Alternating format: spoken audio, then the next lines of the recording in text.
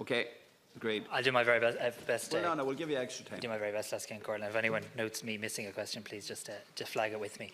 Just to maybe take Deputy Collins' question just whilst it's fresh in my mind. Absolutely, when I receive Dr. Scali's report, phase 2 of his work, if you like, of course I intend to publish it, and I intend to obviously act upon his recommendations as well. He did make it clear to me, he very kindly attended a meeting with me last week when I met the 221 Plus group in my department last Thursday for a number of hours, and he did make it clear to me that he's hoping to get that report to me very shortly, possibly this week, possibly next week, but we're talking about, I'd expect to receive it this month, and I'll certainly act upon it. I would also like to make sure that the women and their families are briefed first, and so with Dr. Scali, and I gave him obviously the go-ahead to make sure that he briefs them in advance really of briefing anybody else once he gives the report to me as well. He has highlighted, and it's come up in a number of questions, as you know, that he has found some other labs that have been used. I suppose that's somewhat not news, because we already knew there were other labs from his first report, and indeed one of the terms of reference for his second report was to look at this matter and report back. There has been references in the media recently to one, I think Wyoming was referenced by Deputy Kelly. My understanding is that most of these are no longer in use, but I don't want to preempt finding out the actual factual situation. Pardon me? Absolutely, that's my understanding very clearly. But I do want to do what I've always done along this, is wait for Dr. Scali's report, publish it and act upon it then.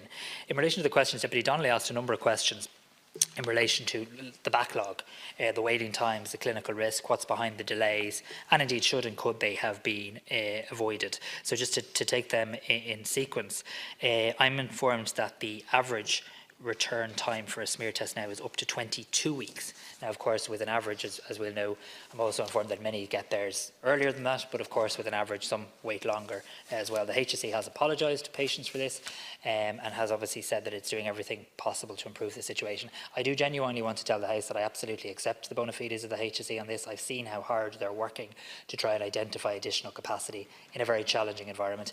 I think I heard people accept here that it's not just a matter of writing a cheque, it is a global shortage of cytology. They are working really, really hard to try and identify additional capacity in that regard, and they are due to present me with the capacity report the next number of weeks, which I'd be happy to share with the appropriate committee or brief the House or whatever seems to be appropriate. Very importantly, Deputy Donnelly asked about what's the clinical risk here, and I think this is what women will want to hear, and I just want to read out, I suppose, what I've been told clinically by the HSE. So it says the HSE clinically has advised that the natural history of cervical cancer would indicate that the disease would normally develop over a period of 10 to 15 years. And due to this very fact, it's obviously important that a woman of a screening age attend for cervical screening each and every time they're invited to participate.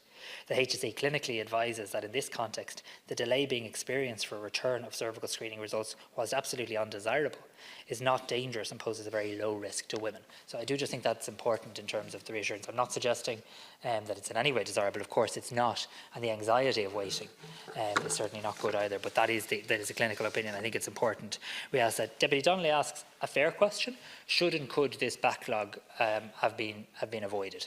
I think really there's two parts to that. Not all of the backlog is made up by free repeat smear tests. I think we accept that.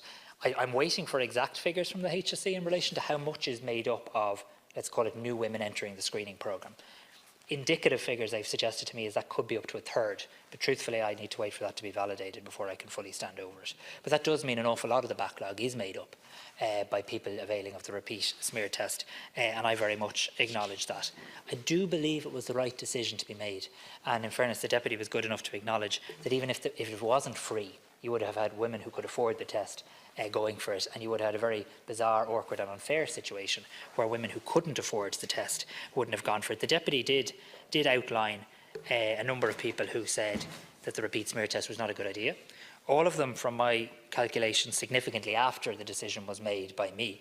Point I'm making, and I want to make clear because I don't believe it was clear in some of the charges levelled in recent weeks, was that the advice available to me within my department, including working with the Chief Medical Officer, was that this was an appropriate step to take as part of the reassurance mechanism, and in fairness I know that it was welcomed by people here. You've made the point, you've all made the point, and I think it's again a fair one, that you welcomed it but would have hoped that the resources would be put in place. I do think, I said this yesterday in oral questions, and I think it's a fair point too, Nobody could predict the exact number of people who would go for this, nor could anyone have predicted, and Deputy Daly was very honest in relation to this, how long this public concern and anxiety would actually go ahead as well. So I think there, specifically the questions Deputy Donnelly also asked about the 4,600 people or thereabouts, that's an approximate figure, who will be invited for retests. It is, and he acknowledges, a separate issue to the backlog issue. It does relate to HPV secondary testing. It's not an issue caused by the backlog. And Dr. Peter McKenna, who I think people will much rather hear his view than mine on this, as the acting clinical director of the programme, did describe the risk as exceedingly low in terms of the clinical risk, exceedingly low. Deputy Daly, again, was very honest here. This is actually a programme picking up errors, if you like, and actually acting on them and inviting retests, albeit as a precautionary nature. The Director General of the HSE gave information today on the record of the Health Committee that the very vast majority of those letters have been issued, and my understanding is the rest of those letters will be issued by the end of the week. Deputy O'Reilly, am I okay with Deputy Donnelly's questions? Or sorry, please, if you don't mind, let's...